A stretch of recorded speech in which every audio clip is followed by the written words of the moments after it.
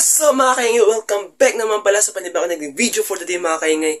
And ngayon mga kaingay is pumunta tayo ng Boracay. So ang very last natin pumunta doon is like 7 years old pa ata ako noon. And ano pa yon, hindi pa kami dito nakatira sa Cavite noon. So yun din natin ang nangyayari doon. So pero bago nyo pala panoorin tong video na to, kung di nyo pa napapanood yung isang video ko na pagpunta kami ng Aklan, yun muna yung panoorin nyo kasi yun yung una kong in-upload. What? Tsaka, syempre, pumunta muna kami ng Aklan kay Papa din bago kami pumunta ng Boracay. So yun, thank you! Please enjoy!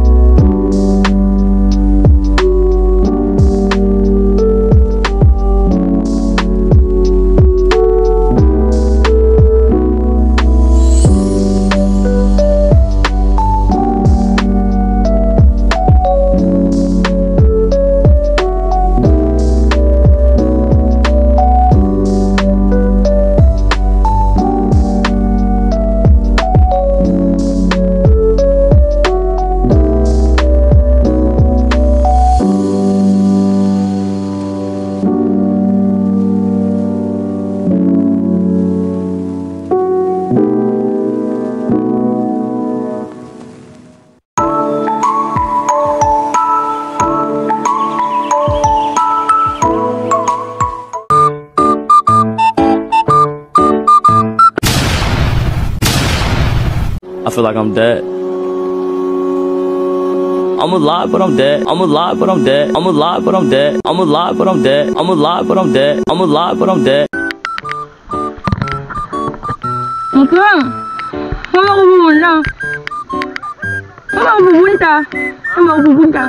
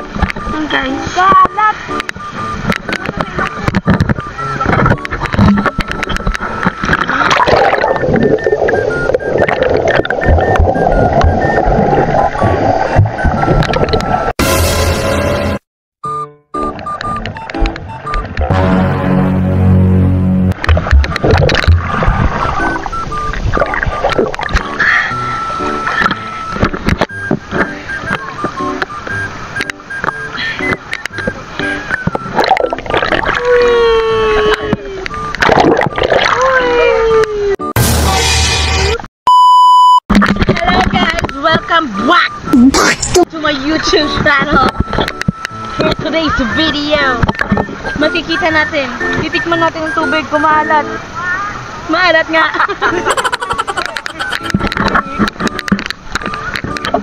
This is Boracay. Oh, there's Andre. The owner of this camp. And this is the co-owner.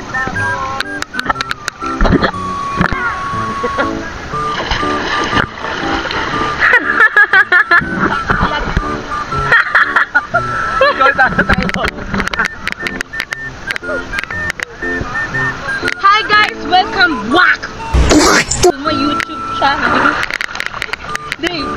Welcome back. May mga lugar na dinadaanan lang tulad ng Baguio. Baguio!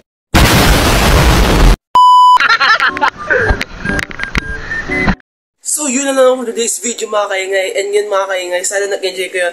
At kung nag-enjoy kayo, please like and subscribe na. And comment your requests, suggestions, or reactions sa ating comment section. And yun mga kaingay, wala rin kami masyadong picture dun sa front beach. Kasi one time, saglit lang kami naligo dun. Nung like hapon nung after namin dumating dun lang kami naligo dun. Tapos high tide pa nun. So di rin kami nakapag-picture dun sa may parang statwa ni si Mama Mary ba yun? Basta statwa ng santo ata yun. And then yun next day naman doon na kami sa may Ilig-Iligan Beach, doon sa may mas less na matao na area kasi doon. Mas malapit siya sa tulugan namin kaysa doon sa front beach na kung gusto mo makarating ng doon sa front beach, kailangan mo pa ng sasakyan. At matagal-tagal pa rin yung biyahe nun. So, yun. So, nung second day is sa Ilig-Iligan Beach na kami naligo. Medyo malayo pa nga rin, pero naglakad lang kami kasi kaya namang lakarin. Sana nag-enjoy kayo. Kung hindi kayo nag-enjoy, please, kung gusto nyo pindutin yung dislike button na yan, sabi ko talaga nga sinasabi ko dati, is ibalik nyo yung screen nyo na parang ganyan, na pindutin nyo yung dislike button, and after nyo, pwede nyo ibalik, and na-dislike nyo na yung video. So, yun lang. Bye-bye!